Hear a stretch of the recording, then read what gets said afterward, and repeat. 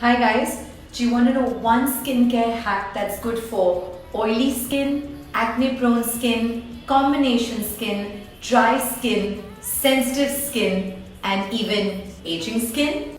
It's double cleansing.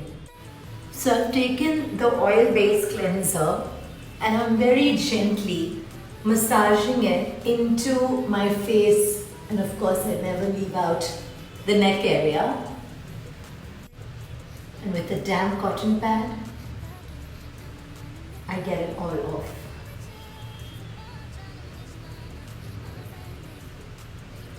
I don't know if you can see the dirt. Next, a water-based cleanser. Generously apply it all over your skin. You can give yourself a little bit of a massage. Wash it off, pat it dry, and I like putting a rose water mist post. To enroll for my face yoga classes and get many such easy skin tips and tricks, comment below.